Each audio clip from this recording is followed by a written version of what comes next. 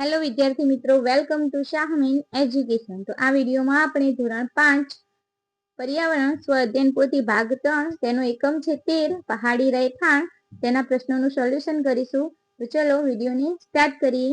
તો અહીં પ્રશ્ન એક આપેલો છે, આપેલા વિકલ્પોમાંથી યોગ્ય વિકલ્પ પસંદ કરી ખાનામાં લખો। પહેલું છે, રેબો નજીક ઘેટા અને બકરાને રાખવાની જગ્યાને ચાંગપા જાતિના લોકો શું કહે છે? તો તેનો જવાબ થશે સી, લેખા। બીજું છે, શ્રીનગરમાં જોવા મળતી હાઉસબોટ તમે કયા સરોવરમાં જોઈ શકશો? તો તેનો જવાબ થશે બી, દાલ સરોવર। ત્રીજું છે, રેબો શું છે? તો તેનો જવાબ થશે ડી, તંબુ જેવું ઘર।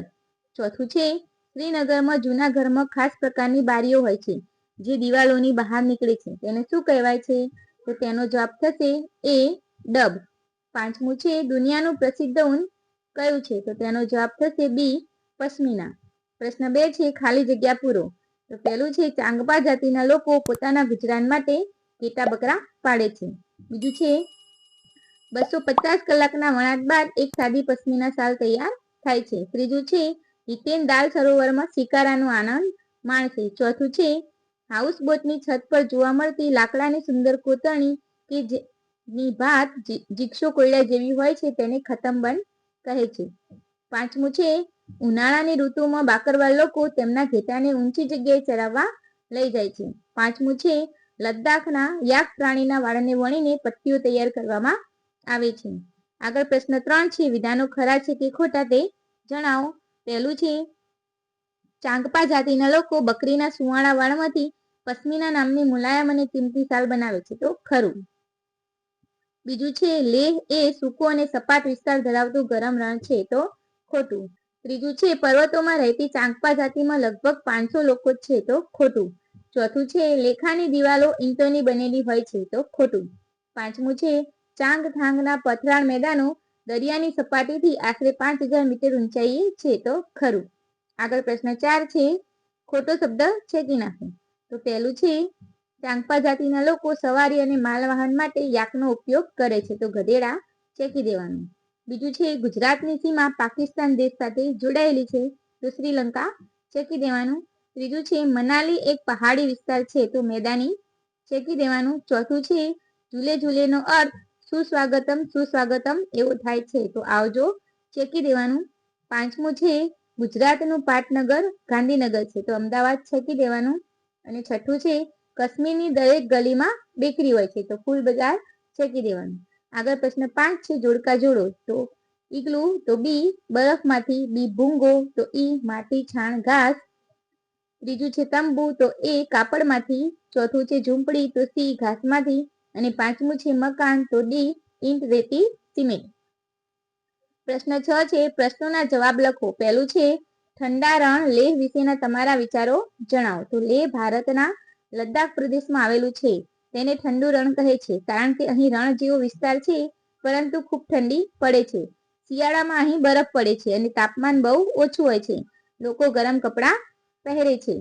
બીજો પ્રશ્ન છે, બાકરવાલ અને ચાંગપા જાતિના લોકોમાં રહેલી ભિન્નતા જણાવો। તો ચાંગપા લોકો વધારે ઊંચાઈવાળા પહાડી પ્રદેશમાં રહે છે, જ્યારે બાકરવાલ લોકો થોડીક ઊંચાઈવાળા પહાડી પ્રદેશમાં રહે છે।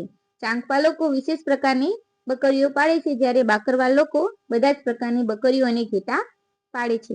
ત્રીજું છે, તમારે 2-3 દિવસ માટે પ્રવાસમાં જવાનું છે, આ પ્રવાસ માટે તમે કયો કયો સામાન સાથે લેશો તેની યાદી બનાવો। તો 2-3 દિવસના પ્રવાસ માટે 2-3 જોડી કપડાં, ટૂથબ્રશ, ટૂથપેસ્ટ, સાબુ, ટાવેલ, કાંસકો, પાણીની બોટલ, નાસ્તો, નિયમિત દવાઓ, ફર્સ્ટ એડ, મોબાઈલ અને ચાર્જર, પૈસા, ઓળખપત્ર વગેરે વસ્તુઓ સાથે લેવાની। ચોથું છે, ચાંગપા જાતિના લોકોની વિશેષતાઓ જણાવો। તો પર્વતોમાં રહેતી જાતિ છે, આ જાતિમાં લગભગ 5000 લોકો જ છે। ચાંગપા જાતિના લોકો હંમેશા તેમના ઘેટા અને બકરા સાથે ફરતા જ રહે છે, તેઓ બકરીઓને ખૂબ જ ઊંચી અને ઠંડી જગ્યાએ ચરાવવા લઈ જાય છે। પાંચમું છે, પશ્મિના શાલ વિશે 3-4 વાક્યો લખો। તો પશ્મિના શાલ 6 સ્વેટર જેટલી ગરમી પૂરી પાડે છે। જે બકરામાંથી એકદમ સુવાળું પશ્મિના ઊન ભેગું કરવામાં આવે છે તે ખૂબ જ ઊંચી 5000 મીટર પર જોવા મળે છે। 250 કલાકના હાથ વણાટ બાદ સાદી પશ્મિના શાલ તૈયાર થાય છે। આગળ છે પ્રશ્ન 7, ગૌરવ જાનીએ કરેલા પ્રવાસના રસ્તાનું ભારતના નકશામાં આલેખન કરો। તો અહીંયા જો એને મુંબઈથી સ્ટાર્ટ કર્યું હતું તો ગુજરાત થઈ અને રાજસ્થાન થઈ, દિલ્હી, હિમાચલ પ્રદેશ, લેહ લદ્દાખ અને શ્રીનગર. તો આ રીતે આપણે અહીંયા નકશામાં તેનું અવલોકન કરી શકીએ છીએ. આગળ છે પ્રશ્ન 8, ચિત્ર ઓળખી તેના વિશે ટૂંકી વિગત લખો. તો અહીંયા છે આ હાઉસબોટનું ચિત્ર છે. જે મુસાફરો શ્રીનગર આવે છે તેઓ હાઉસબોટમાં રહેવું પસંદ કરે છે. હાઉસબોટ 80 ફૂટ લાંબી અને 8 થી 9 ફૂટ પહોળી હોય છે.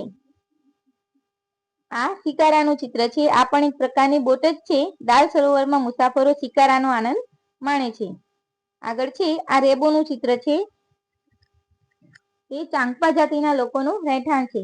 યાકના વાળને સાથે વણીને પટ્ટીઓ તૈયાર કરે છે. તે ખૂબ મજબૂત અને ગરમ હોય છે, જે તેઓને ઠંડી હવાથી રક્ષણ આપે છે. છેલ્લે અહીં આપેલું છે આ ભૂંગો છે. ભૂંગો ગુજરાતના કચ્છ પ્રદેશનું પરંપરાગત ઘર છે. તે સામાન્ય રીતે ગોળ આકારનું હોય છે અને ઉપર શંકુ આકારની છત હોય છે. તે માટી, છાણ અને ઘાસથી બનાવવામાં આવે છે. તો વિડીયો ગમ્યો હોય તો વિડીયોને લાઇક, શેર અને સબસ્ક્રાઇબ કરવાનું ભૂલતા નહીં.